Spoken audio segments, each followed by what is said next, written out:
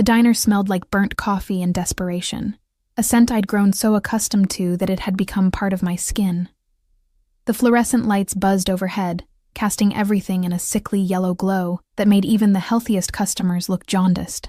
My feet ached in shoes held together more by hope than by the remaining stitches, and the grease-stained apron tied around my waist felt like it weighed 1,000 pounds after a double shift. I wiped down table 7 for the 3rd time, my movements automatic, mechanical.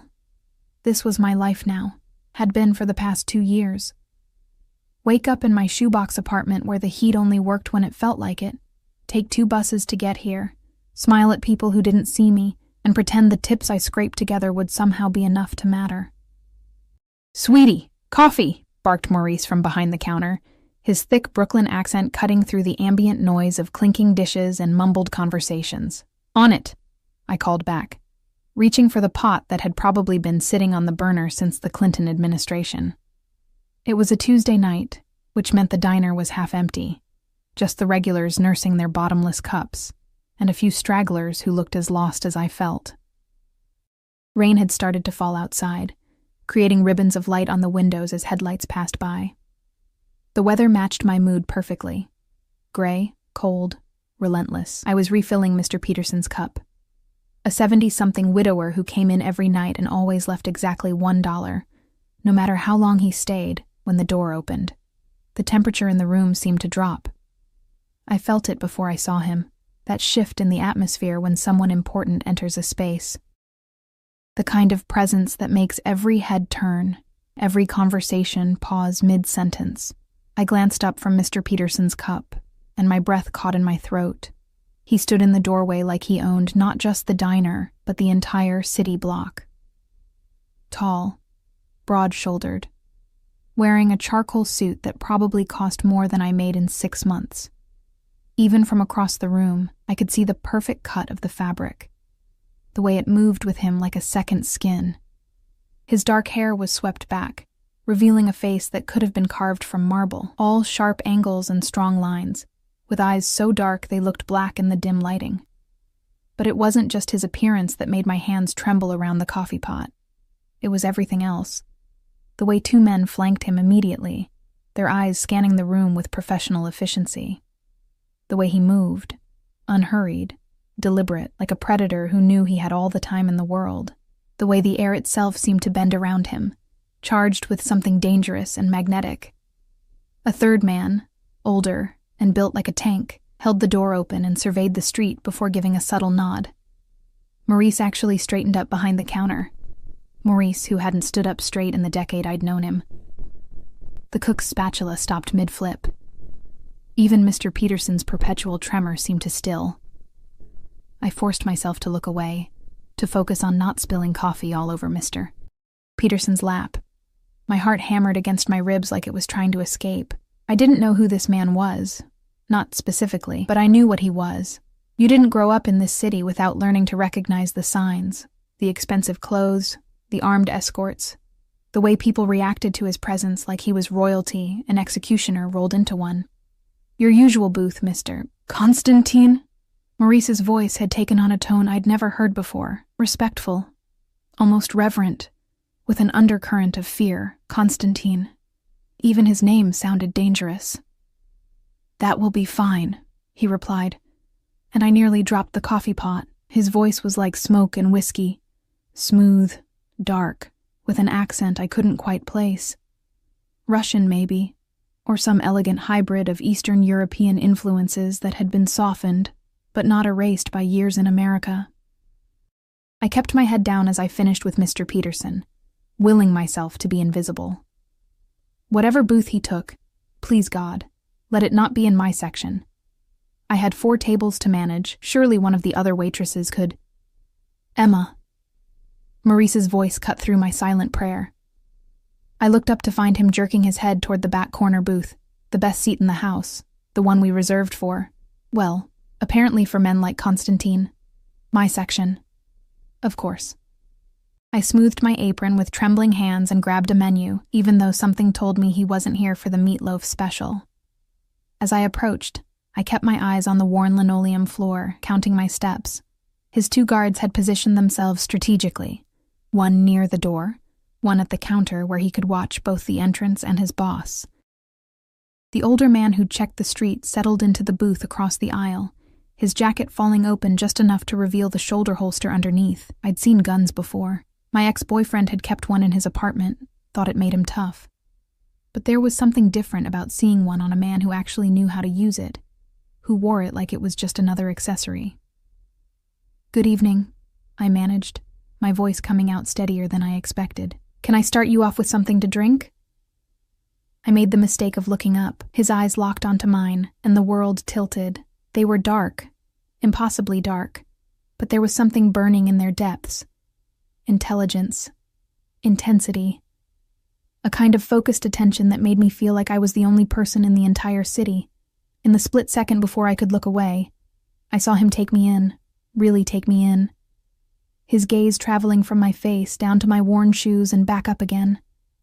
I felt naked, exposed, like he could see every scar, every secret, every desperate hope I'd ever harbored.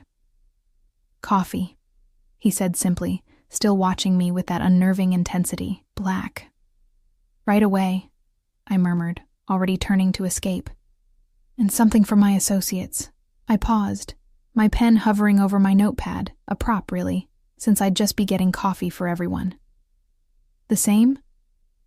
The guard in the booth across from him, silver-haired, with a face that had seen too many fights, nodded once. "The others would presumably get their own if they wanted it." I fled back to the counter, my pulse racing. Maurice raised an eyebrow at me as I grabbed the fresh pot, the good stuff we kept hidden for special occasions. "You okay, kid?" "Fine," I lied, arranging cups on a tray. "Who is he?" Maurice's expression darkened. "Nobody you want to know. Just be polite. Don't ask questions. And for the love of God, don't spill anything on him." "Great. Wonderful. Exactly the pep talk I needed." I carried the tray back with exaggerated care, convinced that every eye in the diner was watching me, waiting for me to mess up. My hands had steadied, though. Years of waitressing had taught me how to move even when terrified.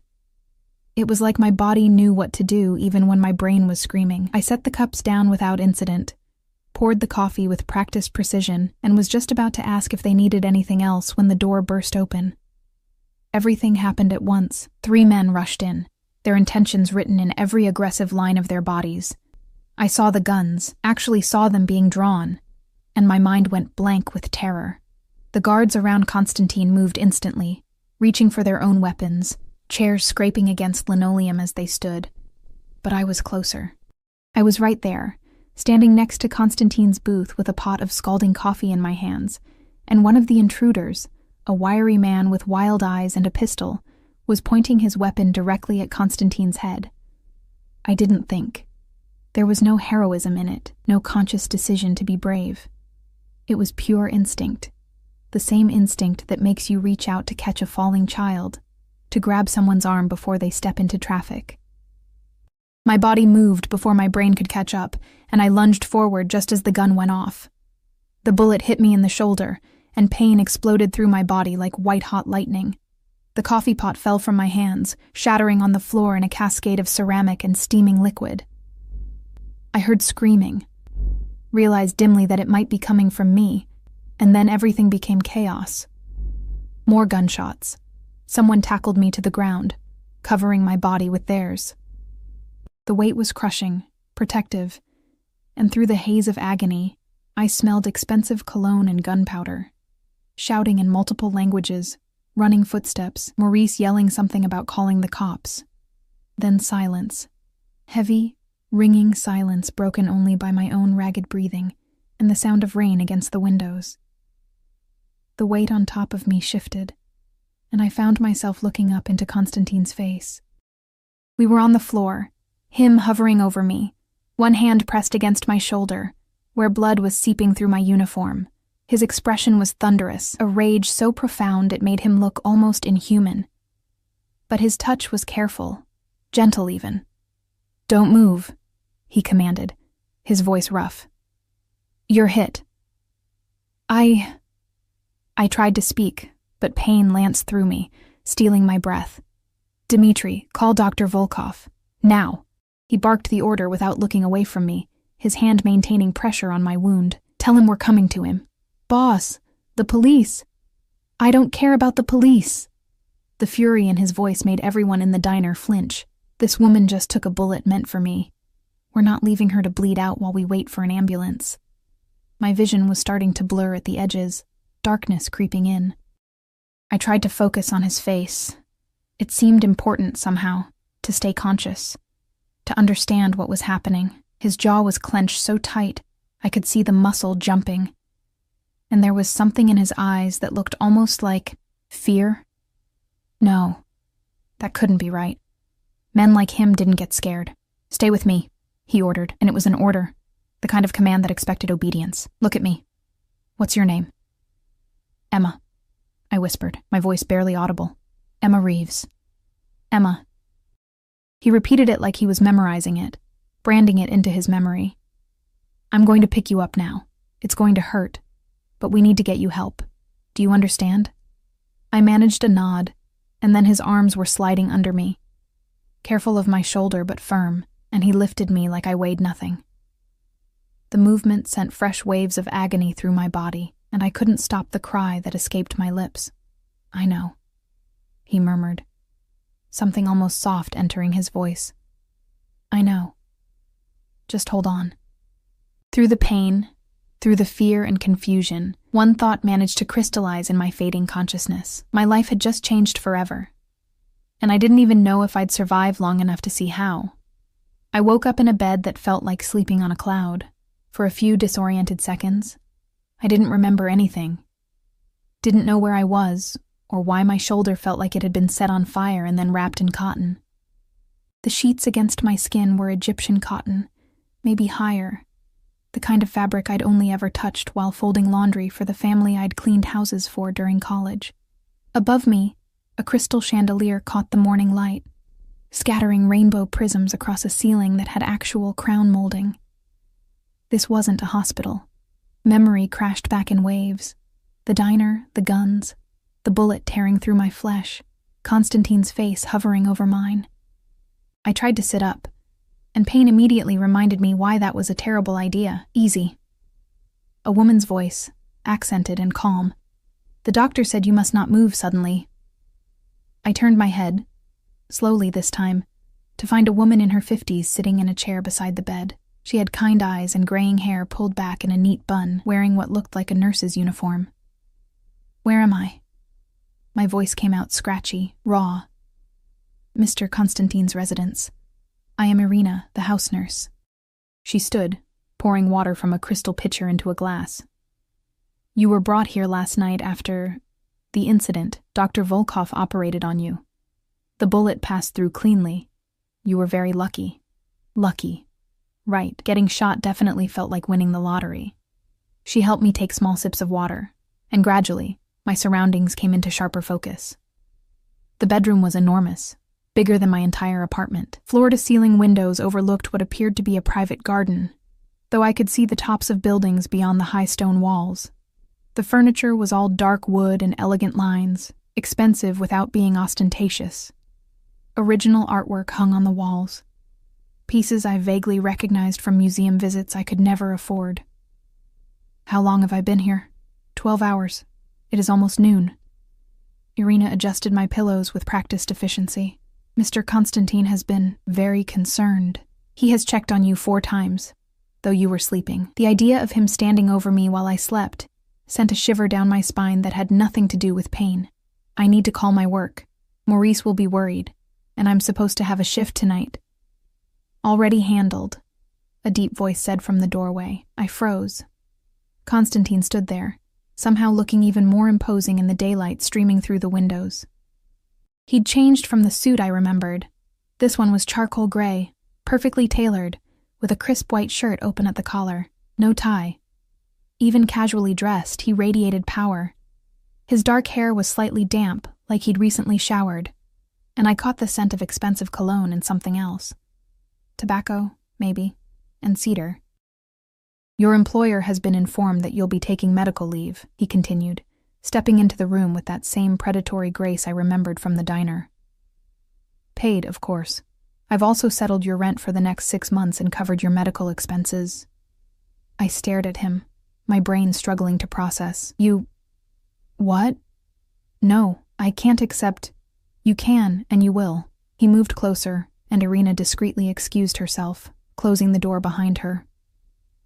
You took a bullet meant for me, Emma. Do you understand what that means? It means I was in the wrong place at the wrong time, I said, my voice sharper than intended. Pain was making me bold, or maybe just stupid. It doesn't mean you owe me anything.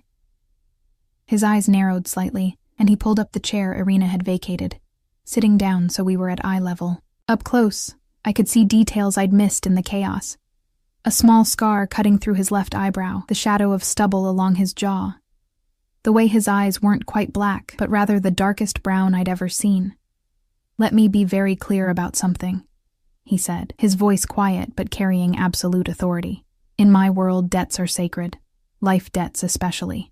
You put yourself between me and a bullet. Whether you meant to or not is irrelevant. That action created a bond, an obligation that I will honor. I don't want to be in your world, I whispered, fear finally catching up to the shock. I don't even know what your world is. A ghost of a smile touched his lips, though it held no humor. You already are, Emma. The moment you stepped in front of that gun, you became part of it. Those men who tried to kill me, they failed, thanks to you, but they work for people who don't accept failure kindly, which means anyone associated with me becomes a target. The implications crashed over me like ice water. You're saying they'll come after me? They already are. He pulled out his phone, swiped through a few screens, and showed me a photograph. It was my apartment building, except the door to my unit hung off its hinges, and I could see the destruction inside. Furniture overturned, belongings scattered. They hid it this morning, looking for information about you. Fortunately, I'd already posted men there to collect your things. Everything important has been brought here. I couldn't breathe. My home, my safe space, however shabby, violated and destroyed. This is insane. I'm nobody. I'm just a waitress. Why would anyone... Because you saved my life, he interrupted, leaning forward. Because in doing so, you humiliated Sergei Volkov's organization. They came to kill me in a public place, to send a message, and instead, a waitress made them look incompetent. That kind of embarrassment demands retaliation. Volkov? The name meant nothing to me. My rival. Another businessman in the city. The pause before businessman told me everything I needed to know about the nature of his business. He's been trying to expand into my territory for months. Last night was supposed to be his decisive move. I closed my eyes, feeling tears burn behind my lids. So what happens now? I just hide here forever? You stay here until I've dealt with the threat, he said simply. Under my protection. It's the only way to keep you safe. And then what? Eventually you'll deal with the threat, and I go back to my life like none of this happened? I opened my eyes to find him watching me with an intensity that made my breath catch, perhaps. His gaze drifted to my injured shoulder, and something dark flashed across his face. Or perhaps we'll find that some things can't simply return to how they were. Before I could respond, his phone buzzed. He glanced at it, his expression hardening. I need to attend to some business. Irina will bring you lunch and your medication. Rest. We'll talk more tonight. He stood, and I should have been relieved to have him leave, to have space to process this nightmare. But instead, I felt strangely bereft, like a lifeline was being taken away. Mr. Konstantin, Alexei, he corrected, pausing at the door. In private, you call me Alexei. Alexei. I tested the name, feeling it strange on my tongue. Why are you really doing this? You could have just paid my hospital bills and walked away. Why bring me here? Why all this? He was quiet for a long moment, his back to me, his hand on the doorframe. When he finally spoke, his voice carried a weight I couldn't decipher. Because when I saw you fall, when I saw your blood on my hands. He turned, and the raw emotion in his eyes stole my breath. I realized that your life had become the most valuable thing in my world. And I protect what's mine, Emma. Always. He left before I could respond, the door clicking shut with a finality that echoed in the sudden silence. I stared at the ceiling, my mind reeling. What's mine? Like I was a possession, something to be claimed and guarded. I should have been furious, should have been planning my escape despite the danger, but all I could think about was the look in his eyes. Possessive, yes, but also something else, something that looked almost like desperation. The days blurred together in a haze of medication and surreal luxury. Irina checked on me regularly, changing my bandages with gentle efficiency and bringing meals that looked like they'd been prepared by a Michelin star chef. I learned that Alexei employed a full household staff, a cook, several security personnel who rotated shifts, a housekeeper who made my bed with military precision every morning. But I rarely saw him. Sometimes I'd hear his voice drifting up from downstairs, usually speaking Russian in tones that ranged from coldly authoritative to explosively angry. Other times, I'd wake in the middle of the night to find evidence he'd been in my room, a glass of water on the nightstand that hadn't been there before, my blanket tucked more carefully around me, once even a book on the chair that I'd mentioned wanting to read to Irina. He was protecting me, watching over me, but keeping his distance. It made me feel like a bird in a gilded cage, cared for, safe, but still trapped. By the fourth day, I was going stir-crazy.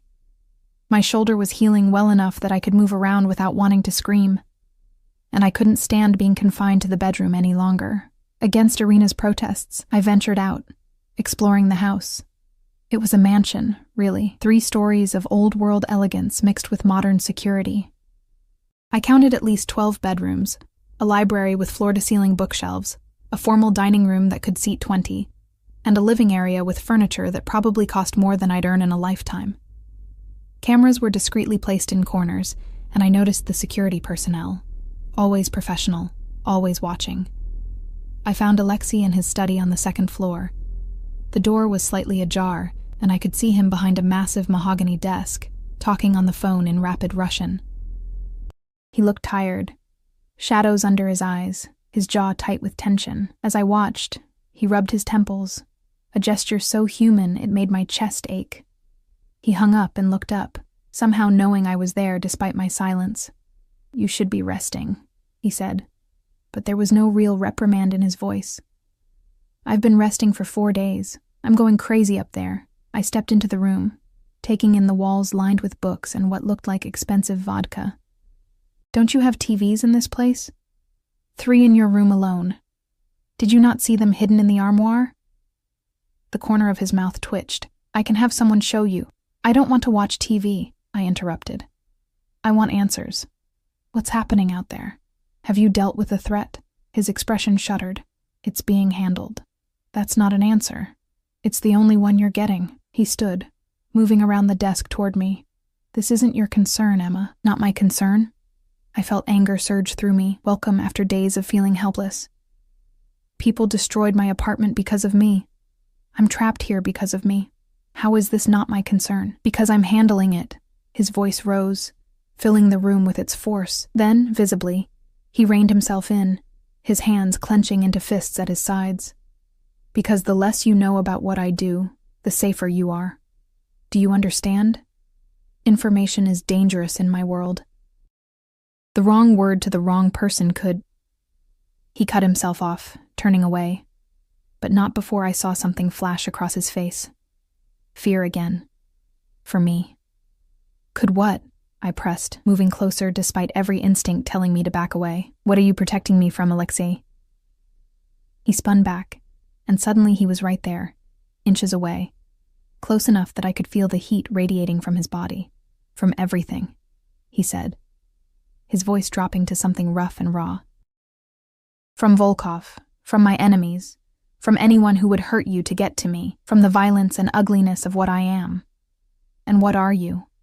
I whispered, tilting my head back to meet his eyes. His hand came up, almost of its own accord, his fingers ghosting along my jaw so gently I barely felt it. "A monster who's somehow found something precious," he murmured. "And monsters, Emma, they destroy everything they touch." My heart was pounding so hard I was sure he could hear it. "You haven't destroyed me, yet." But his thumb brushed across my cheekbone, belying his words. "But I will keep you safe, even if it means keeping you from myself." He stepped back abruptly, Putting distance between us and the loss of his proximity felt like a physical ache.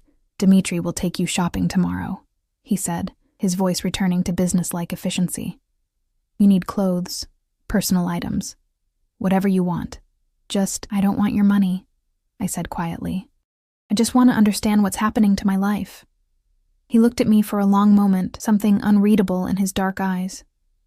"Your life is no longer what it was, Emma. The sooner you accept that, the easier this will be. And what is it now? Mine to protect," he said simply. "Whether you want it to be or not." The nightmares started on the 5th night. I woke up screaming, the phantom sensation of the bullet tearing through my flesh so vivid I could smell the gunpowder. My shoulder throbbed in sympathy with the memory, and I was thrashing against the sheets, trying to escape an invisible threat, when the door burst open. Alexei stood there in the doorway, backlit by the hallway light, wearing only dark pajama pants. His chest was bare, and even through my panic, I registered the landscape of scars crisscrossing his skin, evidence of a violent life I could only imagine. He had a gun in his hand, held with the casual familiarity of someone who'd been reaching for weapons in the middle of the night for years. "Emma." He scanned the room with professional efficiency before his eyes settled on me, and the gun disappeared somewhere behind his back. "You're safe. It was a dream." My voice cracked, and I hated how weak I sounded. "I'm sorry. I didn't mean to wake you. I wasn't sleeping." He moved closer, and I noticed the dark circles under his eyes had deepened. "I was working." "At 3 a.m? My work doesn't follow a schedule." He sat on the edge of the bed, careful to maintain distance but close enough that I could feel the warmth of his presence.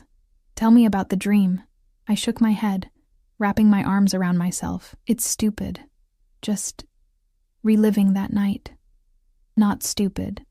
His voice was gentle in a way I hadn't heard before. "You experienced trauma. Your mind is processing it the only way it knows how." We sat in silence for a moment, and I found myself studying him in the dim light. The scars weren't just on his chest. There was a particularly vicious one along his ribs, another across his shoulder. Bullet wounds, knife wounds, evidence of a life lived on the edge of violence. "How do you do it?" I asked quietly. "Live with this every day? The danger, the violence, never knowing if..." "You get used to it." He looked down at his hands, strong hands that I'd seen be both gentle and, I imagined, deadly. "Or you go numb to it. Either way, it becomes normal." "That's sad." His lips curved in something that wasn't quite a smile. "Perhaps. But it's the life I chose. Did you, though? Choose it." I don't know what made me brave enough to ask, but something about the darkness, the intimacy of the moment, made it feel possible. He was quiet for so long I thought he wouldn't answer. Then, "My father was Bratva, Russian Mafia. I was born into this world, raised in it. By the time I was old enough to understand what choice meant, I was already too deep to get out." He glanced at me, and in the shadows, his eyes looked almost haunted. "But I made it mine. Built something bigger, stronger. That was my choice. Do you ever regret it? Every time I see innocence destroyed by it." His gaze held mine. "Every time someone like you gets caught in the crossfire." The weight of his words settled between us. I should have been afraid. I was in bed with a man who just admitted to being a crime lord, who probably had blood on his hands, who lived in a world I couldn't begin to comprehend. But all I felt was a strange pull, like gravity was shifting, and he was becoming my center. "Go back to sleep, Emma," he said softly, standing. "I'll stay until you do." "You don't have to." "I know." He moved to the chair by the window, settling into it with the ease of someone who'd spent many nights keeping watch. "But I will anyway." I wanted to argue, to tell him I didn't need a babysitter. But the truth was, knowing he was there, that solid presence between me and whatever darkness lurked outside, made me feel safer than I had in years. I fell asleep watching him silhouette against the window, guardian and captor all at once. Shopping with Dmitri was an experience I'd never forget. The silver-haired guard who'd been in the diner that night drove me in a black SUV with windows so tinted I could barely see out. 2 more vehicles followed us, one ahead, one behind. forming a protective convoy that made me feel simultaneously important and terrified. "Is all this really necessary?" I asked, as Dmitri opened my door outside an exclusive boutique in a part of the city I'd only ever seen in magazines. "Mr. Constantine's orders," he replied in his thick accent, his eyes constantly scanning the street. "Your safety is priority." The boutique staff seemed to be expecting us. An elegant woman in her 40s greeted us by name, leading us to a private shopping area where champagne and petit fours waited. I felt like Julia Roberts in Pretty Woman. Except I wasn't a prostitute, and my benefactor was significantly more dangerous than Richard Gere. "I can't afford any of this," I whispered to Dmitri, as the woman started pulling designer dresses. He looked at me like I'd said something amusing. "Mr. Constantine has a count. Money is not concern." It wasn't concern for him, maybe, but it was definitely a concern for me. Every piece of clothing, every pair of shoes, every item they added to the growing pile represented more debt, more obligation to a man I barely knew, but who somehow had complete control over my life. Still, I couldn't deny the thrill of slipping into clothes that actually fit, that were made from fabrics that felt like butter against my skin. The woman, Margot, had an expert eye, selecting pieces that flattered without being ostentatious. Casual wear, professional attire, evening gowns that made me look like someone I didn't recognize in the mirror. "This one," Dmitri said suddenly, pointing to a deep emerald dress that hugged my curves before flowing out in elegant waves. "Mr. Constantine would like this one." I felt my cheeks heat. How would you know what Mr. Constantine likes? His expression remained neutral, but I caught the hint of amusement in his eyes. "I know Boss for 20 years. I know. They boxed up everything. Thousands of dollars worth of clothing I hadn't asked for and didn't need." Margot handed Dmitri a discreet black bag separately, whispering something in French that made him nod approvingly. Next was a salon, where my hair was cut and styled by someone who treated it like precious silk, rather than the dull, lifeless mess I'd been managing. Then a spa, where I was buffed and polished and massaged until I felt like a different person entirely. By the time we returned to the mansion, evening was falling, and I was exhausted in the way you get when people have been fussing over you for hours. "You look beautiful, Miss Emma," Irina said when she saw me, her eyes warm with approval. "Mr. Constantine has requested you join him for dinner tonight. 8 o'clock, in the formal dining room." My stomach flipped. "Dinner? Why?" She smiled like she knew something I didn't. "I think perhaps he wants to see you." I stood outside the dining room at exactly 8 o'clock, my palms sweating despite the elegant emerald dress Dmitri had selected.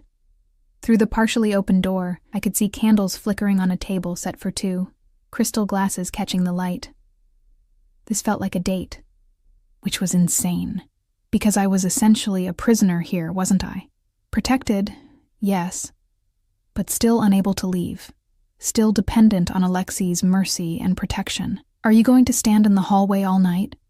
Or are you going to come in?" His voice startled me. I pushed the door open to find Alexei standing by the window, looking out at the city lights. He'd changed into a black suit with a crisp white shirt, no tie, the top buttons undone. He looked devastating, like sin and salvation wrapped in expensive Italian wool. I wasn't sure if this was... I trailed off, not knowing how to finish. If this was what? He turned, and his eyes traveled over me slowly, taking in every detail of the dress, my hair, the way I'd been transformed. Something hot and hungry flashed in his gaze before he banked it. "You look exquisite. Dmitri picked the dress. Dmitri has excellent taste."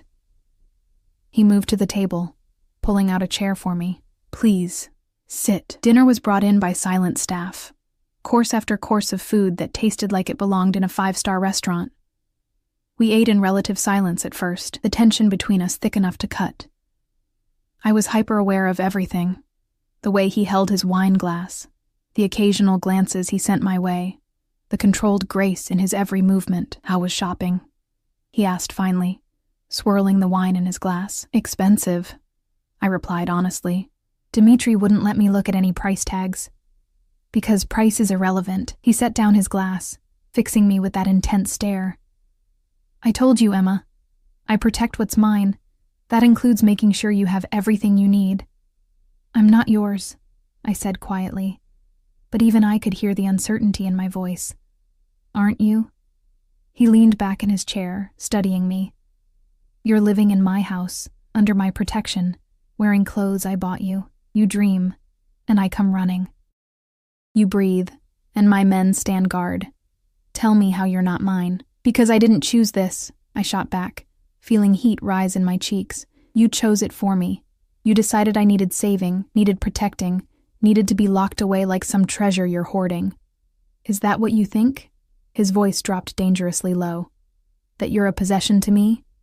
What else am I supposed to think? I stood abruptly, the chair scraping against the floor. You won't let me leave. Won't tell me what's happening. Won't. I didn't see him move. One moment he was seated. The next he was there, his hand wrapping around my wrist, not painful, but firm. His other hand came up to cup my face, tilting it up so I had no choice but to meet his eyes. You want to know what you are to me? His thumb brushed across my cheekbone, and I felt my breath catch. You're the woman who threw herself in front of a bullet for me. The woman whose blood on my hands made me feel something I haven't felt in 15 years. Fear. Pure, absolute fear that I would lose something I didn't even know I needed. Alexei, I have built an empire on fear and respect, he continued, his voice rough with emotion. I have everything money can buy, power most men only dream of. And in one moment, one stupid, brave, impossible moment, you became worth more than all of it. So yes, Emma, you are mine. Because I am yours, whether you want me or not. The world seemed to stop. His face was so close to mine, his eyes blazing with an intensity that made my knees weak. I could feel his breath against my lips, could smell his cologne mixed with the wine we'd been drinking. This is crazy, I whispered. I know. You barely know me. I know enough. His thumb traced my lower lip, and I couldn't suppress the shiver that ran through me. I know you're brave and stubborn. I know you have terrible taste in apartments and work too hard for too little. I know you drink your coffee with too much sugar, and you hum when you think no one is listening. You've been watching me. Every second I can. He leaned in, his forehead nearly touching mine. Tell me to stop, Emma. Tell me you want me to let you go, to release you from this, and I will. I'll set you up somewhere safe, somewhere far from here with enough money to start over. Just say the word. It was the escape I'd been thinking about, the freedom I'd been craving. All I had to do was say yes, and he'd let me go. I could see it in his eyes. It would destroy him, but he'd do it. I should have said yes, should have run from this dangerous, impossible man and his dark world. Instead, I closed the distance between us and kissed him. He froze for a heartbeat, and I thought maybe I'd made a terrible mistake. Then his hand tightened on my waist, pulling me flush against him, and he kissed me back with a hunger that stole my breath.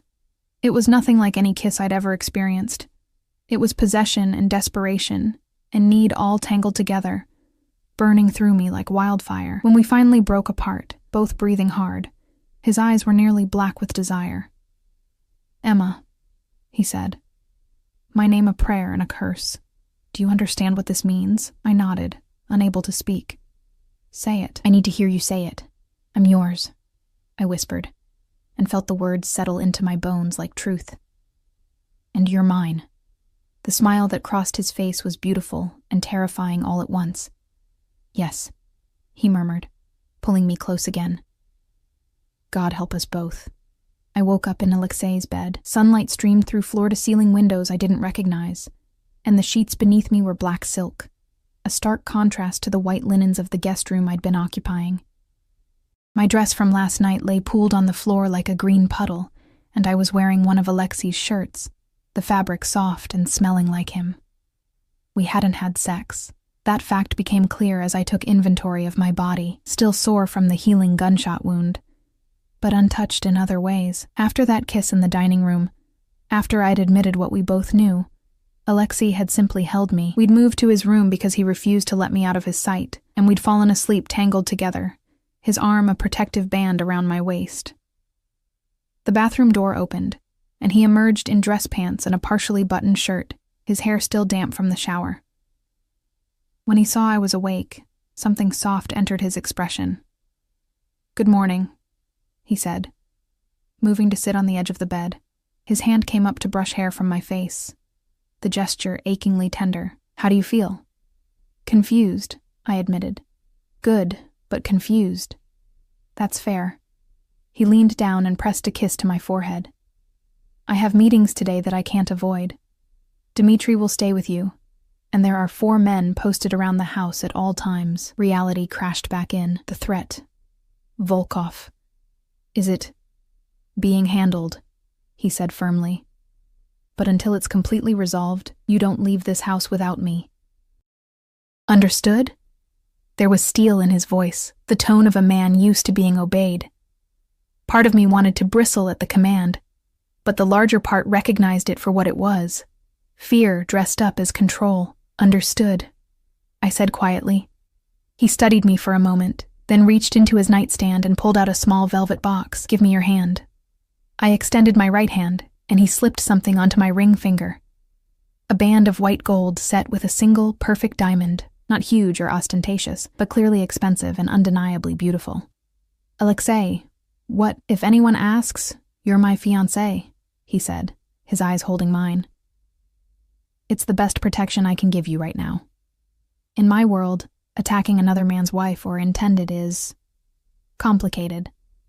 It brings consequences that even men like Volkov think twice about. So this is fake, I said, trying to ignore the strange disappointment curling in my chest. His jaw tightened.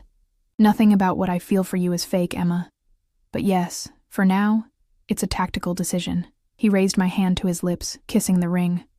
One I hope won't always be. Before I could respond, his phone buzzed insistently. He glanced at it, and his expression hardened. I have to go. Irina will bring you breakfast. Stay inside. Stay safe. He kissed me once more, hard and possessive, and then he was gone, leaving me alone with a ring on my finger and a future I couldn't begin to predict. The days developed a strange rhythm. Alexei would leave early, returning late, always with that same tension in his shoulders that spoke of deals made and threats neutralized. We'd have dinner together, talk about everything except his business. And then we'd retreat to his bedroom where he'd hold me like I might disappear if he let go. We still hadn't slept together, not in that way. He touched me constantly, kissed me until I couldn't breathe, but always stopped before things went too far. Not until you're healed, he'd murmur against my skin when I tried to push further.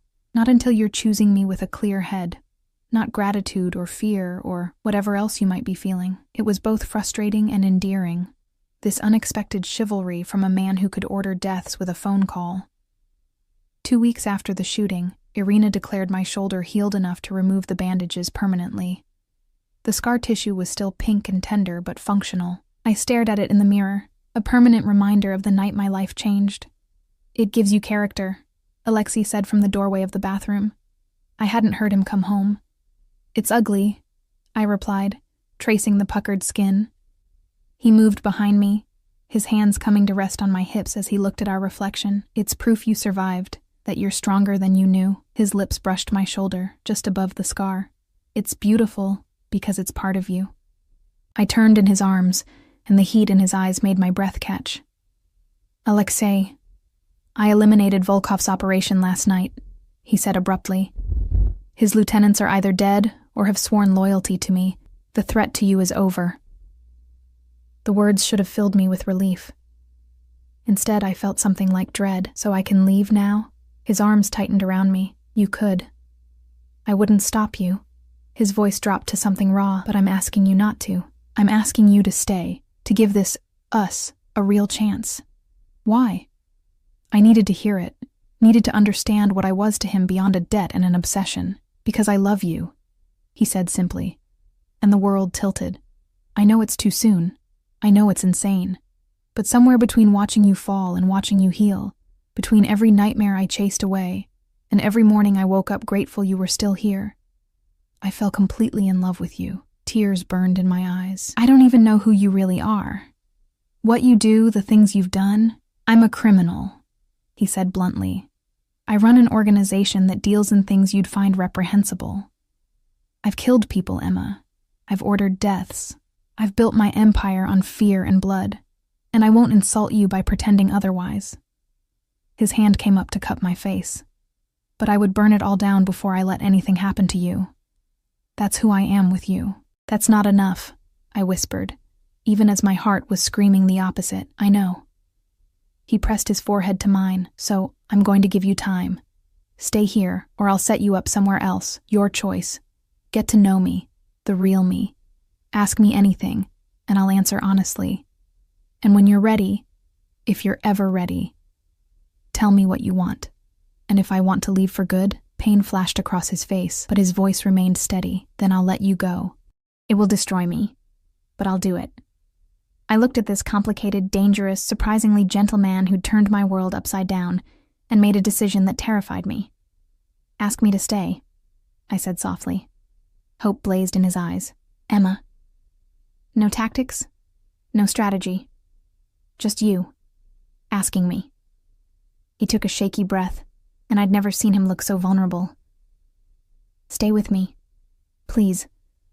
Let me show you who I can be for you. Let me love you the way you deserve. I kissed him, pouring everything I couldn't say into it, the fear and the hope and the impossible, terrifying thing growing in my chest that felt like love.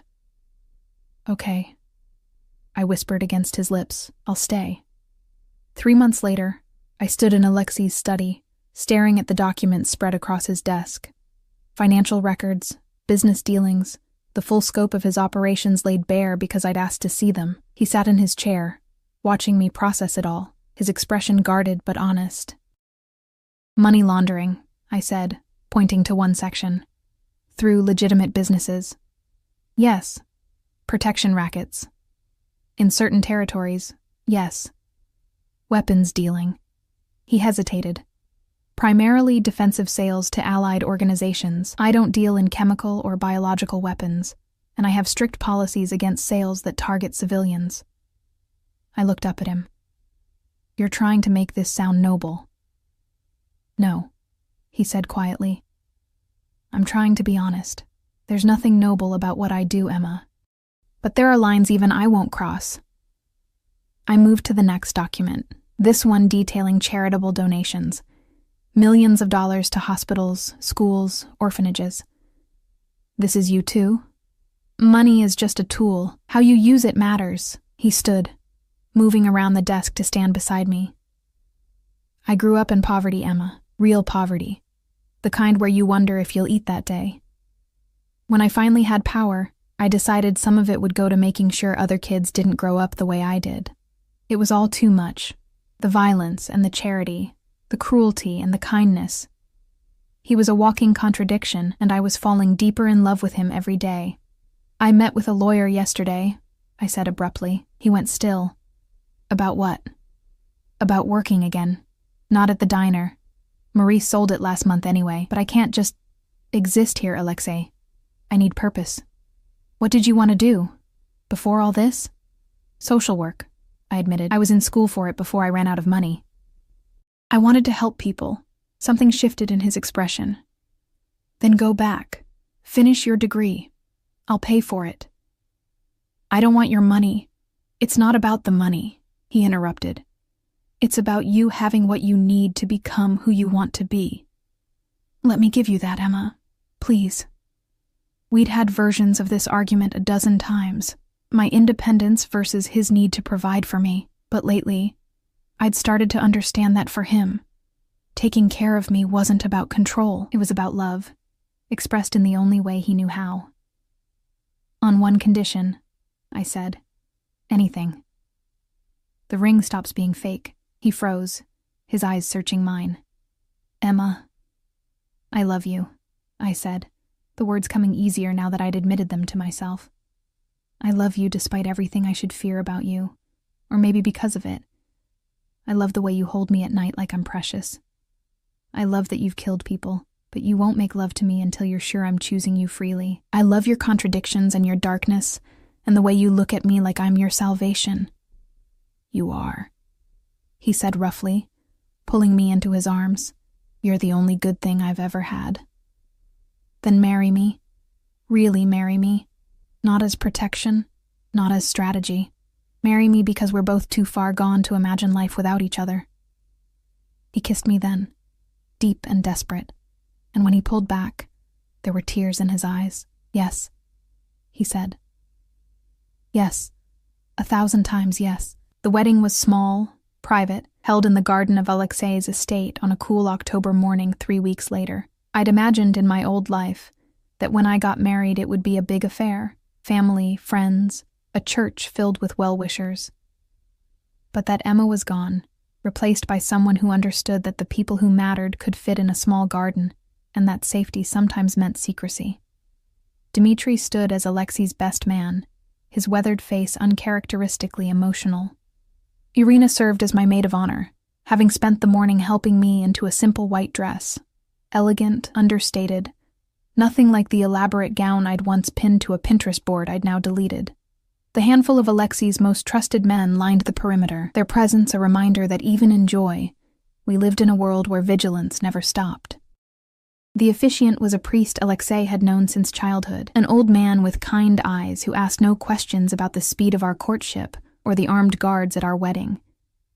As I walked down the makeshift aisle, just a path through the garden I'd come to love, I saw Alexei waiting for me, and everything else fell away. He wore a black suit that made him look like sin incarnate, but his eyes held only reverence as he watched me approach. When I reached him, he took my hands, and I felt him trembling. "I never thought I'd have this," he whispered, as the priest began speaking. "Never thought I deserved it." "You don't," I whispered back, a smile tugging at my lips. "But you have it anyway." The ceremony was brief, the words traditional but weighted with meaning neither of us took lightly. When the priest pronounced us married and Alexei kissed me, I tasted salt and realized he was crying. This dangerous, powerful man was crying at our wedding. "I love you," he murmured against my lips. "My Emma. My wife." "I love you too," I replied, and meant it with every fiber of my being. The first year of marriage was an education in contradictions. I went back to school, finishing my degree in social work while navigating the strange reality of being married to a crime lord. Alexei kept his promise. I saw everything, knew everything. The good, the bad, the ugly truth of how he made his money and maintained his power. He never lied to me, never tried to paint himself as anything other than what he was. But I also saw the other side, the hospital wing he funded, the scholarship program for kids from the old neighborhood, the way his men were fiercely loyal not just from fear, but from genuine respect. He was a monster to his enemies, and a savior to those he protected. I started volunteering at a women's shelter, using my maiden name to keep my connection to Alexei hidden. The women there didn't need to know their counselor was married to the man half the city feared. What mattered was that I could help them, could use the resources at my disposal, Alexei's resources, to give them fresh starts. "You're laundering my money through good deeds," Alexei observed one night, watching me work on a grant proposal at his desk. "Is that a problem?" I challenged, looking up. He smiled. That rare, genuine smile he reserved only for me. "No, it's brilliant. You're brilliant." He'd kept his other promise, too. We made love for the first time on our wedding night, and it was everything I'd imagined and more. Gentle and fierce, tender and desperate, the physical manifestation of everything we felt but struggled to express. In bed, there were no walls between us, no darkness he couldn't share, no part of me I kept hidden. But it wasn't all perfect. 6 months into our marriage, I was working late at the shelter when 2 men approached me in the parking lot. I recognized the look immediately. The same predatory focus I'd seen on the men who'd tried to kill Alexei at the diner. "Mrs. Constantine," one of them said, and my blood ran cold at the use of my married name. "You're going to come with us." I ran. It was stupid, probably futile, but instinct took over. I made it maybe 10 feet before one of them grabbed me, his hand clamping over my mouth as I tried to scream. The other one was reaching for something in his jacket when a black SUV screeched into the parking lot. Dmitri emerged like an avenging angel, his gun already drawn. "Release her. Now." The men froze, then slowly let me go. I stumbled forward, and Dmitri caught me, positioning himself between me and the threat. "Tell your boss that touching Constantine's wife means war," Dmitri said calmly, "and Constantine doesn't lose wars." The men disappeared into the shadows, and Dmitri bundled me into the SUV where 2 more guards waited. My phone was already ringing, Alexei's name flashing on the screen. "I'm okay," I said before he could speak. "Dmitri got here in time." I'm 10 minutes away. His voice was arctic, controlled in a way that promised violence. Stay on the phone with me.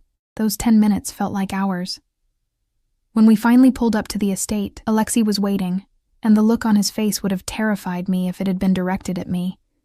He pulled me from the car, his hands running over me, checking for injuries with barely controlled panic. I'm fine, I kept repeating. Alexei, I'm fine. He crushed me against his chest and I felt him shaking. I should never have let you work there. It was stupid, reckless. No. I pulled back, forcing him to meet my eyes. Don't do this. Don't take away the things that make me who I am because you're scared. I'm terrified, he admitted roughly. Every second you're not with me, I'm terrified. And tonight proved I'm right to be. Tonight proved that your protection works. Dmitri was there. Your men were watching. The system you put in place kept me safe. This time. His hands cupped my face, and I saw the fear warring with anger in his eyes. What about next time? What about when I'm not fast enough, when my men aren't close enough? Then we deal with it together, I said firmly. But you don't get to lock me away, Alexei. That's not the deal we made. We argued about it for hours, both of us too scared and angry to back down. Finally, we reached a compromise. I could continue my work, but security would be increased, and I'd check in every hour. It wasn't perfect, but it was a balance we could both live with. The men who'd approached me were found 3 days later, dumped on the doorstep of their boss with a message that made the news. Konstantin's wife is untouchable. I probably should have been horrified. Instead, I felt a savage satisfaction that Alexei had made his point so clearly. I found out I was pregnant on a rainy Tuesday in April. I'd been feeling off for weeks, exhausted, nauseous, emotional in ways that didn't make sense. Irina had given me a knowing look and suggested I take a test. And now I sat on the bathroom floor, staring at 2 pink lines that were about to change everything. Alexei found me there an hour later, still frozen, the test clutched in my hand. Emma? He knelt beside me, concern etched in every line of his face. What's wrong? I held up the test wordlessly. He stared at it, his expression cycling through shock, disbelief, and then something so tender it made my heart ache. You're pregnant? Yes. My voice came out shaky. How do you feel about that? He pulled me into his arms, his face buried in my hair. Terrified, he admitted. And so happy I can barely breathe. You're going to have my baby, Emma. We're going to be parents. I don't know how to raise a child in your world, I whispered against his chest. How do we keep them safe? How do we give them a normal life when nothing about us is normal? We figure it out together, he said, echoing my words from months ago. We protect them, we love them, and we make sure they never want for anything, especially safety and affection. Over the next months, I watched Alexei transform. The man who'd built an empire on fear became obsessive about baby-proofing the house. He interviewed pediatricians with the same intensity he vetted business partners. He read every parenting book he could find, and I'd often wake up to find him with his hand on my growing belly, talking to our daughter in Russian. Yes, daughter. The ultrasound had revealed we were having a girl, and Alexei had actually cried when he saw her on the screen. A little girl, he'd murmured wonderingly. I'm going to have a daughter. God help any boy who tries to date her, I'd replied, and he'd laughed, a sound that had become more frequent as my pregnancy progressed. But he'd also started making changes to his business. Legitimate ventures were expanded while the more dangerous operations were scaled back or handed off to trusted lieutenants. He was preparing, I realized, to be the kind of father who could be present, who wouldn't risk leaving his daughter without a parent. I want to step back, he told me one night. His hand splayed across my belly where our daughter was kicking. Not completely. I'll never be fully legitimate. But I want to be here for you both. I want to coach her soccer team and scare away her boyfriends and walk her down the aisle someday. You're going soft, Konstantin, I teased, but my eyes were wet. Only for you two, he murmured, kissing me. The rest of the world can still fear me. Our daughter was born on a snowy December morning, exactly 3 years and 2 weeks after the night I took a bullet in a diner. Labor was brutal. 14 hours of pain that made getting shot feel like a paper cut. Alexei stayed with me the entire time, letting me crush his hand, wiping my forehead, whispering encouragement in English and Russian when our daughter finally arrived, screaming her displeasure at the world. He cut the umbilical cord with shaking hands. "She's perfect," he breathed, staring at the tiny red-faced bundle the nurses placed in my arms. "Emma, she's perfect." We named her Anastasia, after Alexei's grandmother, the one person from his childhood who'd shown him unconditional love, Anna for short. Holding her, feeling her small weight against my chest, I understood completely why Alexei had been so terrified. This tiny person was everything, more precious than any empire, more important than any amount of money or power. She was our whole world condensed into 7 pounds and 3 ounces. "I would destroy anyone who tried to hurt her," Alexei said quietly. His finger traced along Anna's tiny hand. "Burn the whole city down if I had to." "I know," I replied, because I felt it too, that fierce, primal need to protect. "But hopefully it won't come to that." It didn't. Alexei's reputation, combined with his gradual shift toward legitimate business, meant that our family was largely left alone. Oh, there were always threats on the periphery, always the possibility of danger, but Dmitri and his team remained vigilant. And as Anna grew from infant to toddler, she did so in safety. She had her father's dark eyes and my stubborn streak, and she wrapped everyone around her tiny finger. Dmitri, the stoic killer, became putty in her hands. Irina spoiled her shamelessly. And Alexei became someone I'd never imagined that first night in the diner. He was still dangerous, still commanded respect and fear from his enemies. But he was also the man who got up for 2 a.m. feedings, who built elaborate pillow forts, who read bedtime stories in Russian until Anna fell asleep on his chest. I finished my degree and opened my own practice, focusing on helping women escape dangerous situations, a mission that felt deeply personal given my own journey. Alexei funded it quietly, never asking for recognition, content to support my work from the shadows. We had our struggles. The nature of his business meant there were always complications, always moral lines I had to navigate. We argued about security, about how much to tell Anna as she got older, about the future we were building, but we also had moments of perfect clarity. Like the morning I found Alexei in Anna's room, holding our sleeping 3-year-old while watching the sunrise through the window. "I never thought I'd have this," he said, when he noticed me in the doorway. "A family. A wife who knows exactly who I am and loves me anyway. A daughter who looks at me like I'm her hero, not her nightmare." I moved to join them, wrapping my arms around them both. "You are her hero, and mine. Even after everything, even knowing what I've done, especially because of everything," I said firmly. "You're not defined by your worst moments, Alexei. You're defined by how you chose to change, how you love us, how you protect what matters." He kissed me then, soft and sweet, careful not to wake Anna. "I love you, Emma Konstantin. Thank you for saving my life. I thought you saved mine," I replied, thinking back to that night in the diner, to the bullet and the blood, and the moment everything changed. "We saved each other," he murmured. "That's how it works." 5 years after our wedding, on a quiet Sunday afternoon, I sat in our garden watching Alexei push Anna on her swing. She shrieked with delight every time she went higher, her dark curls flying, completely fearless, because she knew her father would never let her fall. My hand rested on my belly, where our second child, a boy, the ultrasound had revealed, was growing. Anna didn't know yet. We were waiting until she could understand what it meant to be a big sister. Dmitri appeared on the terrace, holding a newspaper. "Thought you'd want to see this," he said, handing it to me.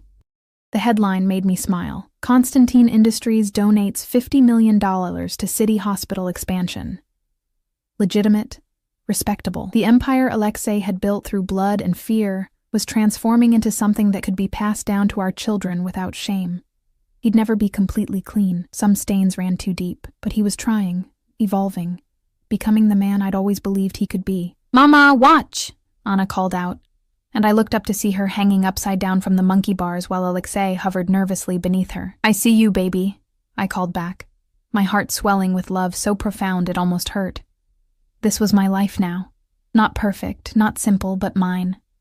Built from the ashes of a moment of instinct, a bullet that changed everything, and a love I never saw coming. Alexei caught my eye across the garden and smiled. That private smile that was only ever for me.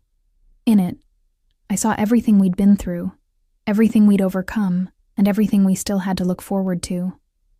I'd walked into a diner tired and invisible.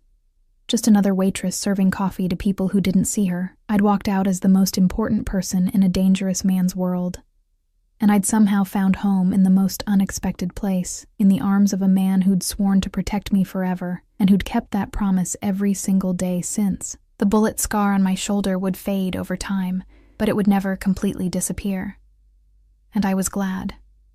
It was a reminder of the night everything changed, the night I became brave without meaning to, the night I saved a stranger who became my whole world. "Emma," Alexei called, Anna now perched on his shoulders. "Come play with us." I pushed myself up from the chair, one hand on my growing belly, and walked toward my family, my dangerous, complicated, perfectly imperfect family. "Coming," I called back, my heart full to bursting. I'd taken a hit saving a stranger, and he'd kept his promise. He'd protected me forever. But more than that, he'd loved me. Fiercely, completely, impossibly. And that, I thought as Alexei pulled me into his arms while Anna giggled above us, was worth every risk, every fear, every uncertain moment that had led us here.